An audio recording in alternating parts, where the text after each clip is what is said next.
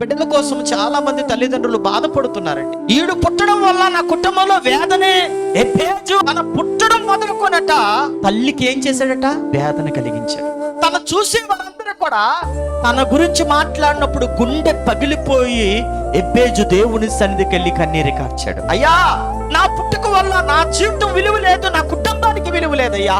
నా పుట్టుక వల్ల నా తల్లి రోగం చెందుతుంది అనుకొని తన కష్టాన్ని దేవుని పాదాలు పట్టుకుని ఏడ్చి ప్రార్థన చేస్తూ తన ప్రార్థనలో అంటున్నాడు, నీవు నన్ను నిశ్చయముగా ఆశీర్వదించి నా సరిహద్దులు విశాలపరిచి నీ చెయ్యి నాకు తోడుగా ఉండి దయచేసి నాకు కీడుకుండా దానిలోండి నన్ను తప్పించమని ప్రార్థన చేశాడట ఎబ్బేజు. తన బ్రతుకుని మార్చేది తన తల్లి కాదు, తన బ్రతుకును మార్చేది యేసు అని గుర్తెరిగాడు గనక ఆయన పాదాలు పట్టుకుని ఏడ్చాడు. ఆ ఏడుపుకి దేవుడు ప్రతిఫలాన్ని ఇచ్చాడు. గట్టిగా చప్పట్ల కొడుతూ బ్రో.